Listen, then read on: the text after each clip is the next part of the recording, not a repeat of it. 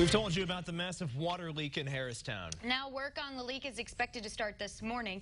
WCIA3's Miranda Meister is live in Harristown now. Miranda, this is not the first time the village has had problems with their system.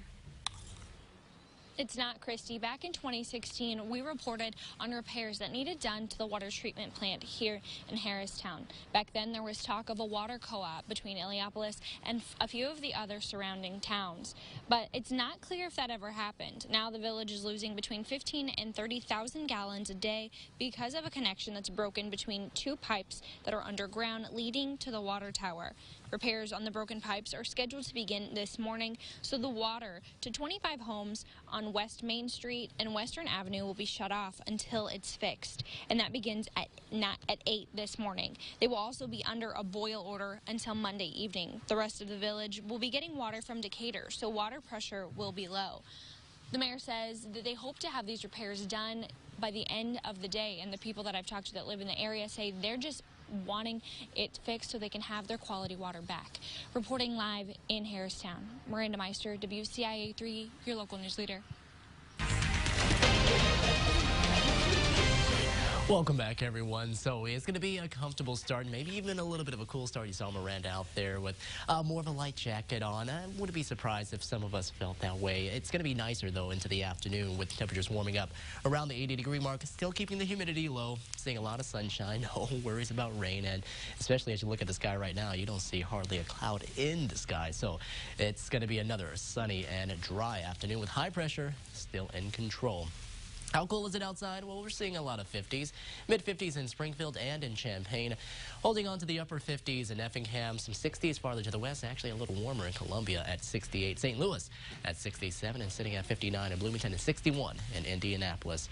You can see where the showers and storms are well off to our west right now, over into Missouri. They stay over there as we go throughout today. 1 p.m., still noticing a lot of sunshine. Great day to get out there and probably see, or probably get more of an afternoon outdoors lunch if you can. Not too breezy, still very comfortable into the earlier part of the evening. Overnight temperatures eventually dropping back down into more so in the lower 60s, but maybe even some upper 50s could be possible too as we head into the earlier part of tomorrow. We'll talk about the warmer weather and the more humid weather on the way, and we'll have a look at the one rain chance that we have here over the next 7 days. Coming up in a look at your 7-day forecast in just about 5 minutes. Christy, Aaron. Thanks, Adam. We have an update out of Decatur this morning. A man pleaded guilty to attempted murder charges after police say he chased his naked girlfriend to the police station in May. Nathan Parnell also pleaded guilty to battery and sexual assault charges. Our partners at the Herald and Review report that it comes after police say he held his girlfriend captive in her apartment. She told officers he slapped her and said he would, quote, teach her what it felt like to be kidnapped and raped. She was able to escape, but he followed her until she got to the police station. He's expected to be sentenced next month. The Urbana Walmart was evacuated after a bomb threat, but it turned out to be a hoax. Police shut down entrances to the parking lot and brought in the bomb-sniffing dog. Nothing was found and no one was hurt. No word on where the call came from. Authorities have found a man wanted for murder in Sangamon County. Sheriff's deputies say U.S. Marshals arrested Corey Cathy in Las Vegas. He was wanted for shooting and killing Miranda Goddard in Grandview earlier this week. Cathy will be extradited to Illinois. And Danville police have made an arrest in a shooting from earlier this month. 23-year-old Raheem Mullins is charged with aggravated battery with a firearm. Police say he shot a man in the leg about 2 weeks ago. Mullins is being held on a $500,000 bond. Police in Casey hope you can help them solve a 6-year-old case. In October 2013, a woman's body was found on the westbound entrance ramp to I-70. Officials have never been able to identify her or find any family or friends. The woman was white, in her 20s or 30s, with dark hair. She was 5'3" and did not have any tattoos. If you know anything that could help, call State Police in Effingham. The Champaign-Urbana community is holding a service to honor Ying Zhang. It will be on Monday at 1 p.m. at the Savoy First Baptist Church. The service is for her family before they go back to China. Zhang was killed by Brent Christensen 2 years ago. She was a visiting Chinese scholar at the U of I. Christensen was sentenced to life in prison 2 weeks ago for her murder. Now for a follow-up on a financial aid scandal at the U of I, Governor Pritzker called for an investigation. Wealthy parents are giving up guardianship of their children so they can qualify for significantly more financial aid. Pritzker worked this past session to increase the number of need-based financial aid scholarships awarded in the state. He says he wants to make sure they go to the right people. To the students who are most in need. not to people who are defrauding the system. So we need to look into it to make sure that we're identifying people that are doing this, calling it out, and making sure we're preventing it from happening in the future.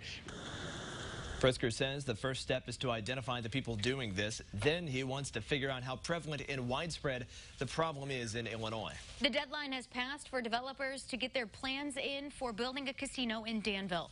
7 are interested. A committee will narrow the number down after interviews, and there will be a public hearing plus more meetings before the city council actually votes. One alderman says the casino could be up and running by 2022. 12 workers with disabilities are officially back on the job at Goodwill. This comes after thousands of you protested the company's decision to stop paying them. We told you about Nick Braun earlier this month. He and 11 other workers received back pay for the time they missed when the nonprofit laid them off.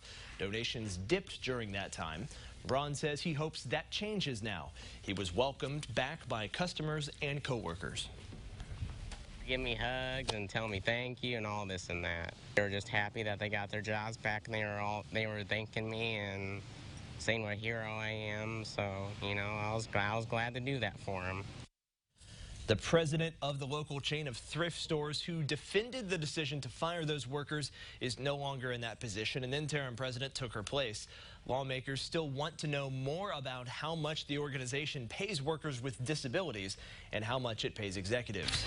New this morning, today's registration day for some Rantoul students. Students can get registered for pre-K through 8th grade at J.W. Ader Junior High until 8 o'clock tonight. This is for new or returning students who need access to a computer or internet. Teachers often buy supplies for their students out of their own pockets. Coming up in the 7 o'clock hour of the morning show on WCIX, how some are now using social media to ask for help. But before that, let's get a check of our 7-day forecast.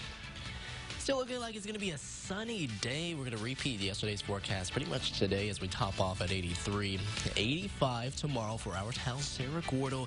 If you're able to, come out and join us. No worries about rain. I mean, you can bring an umbrella to shade yourself from the sun, but you won't need it for any pop-up shower or storm. Into the weekend, warming up things a little more. 87 on Sunday, 60s around for your lows.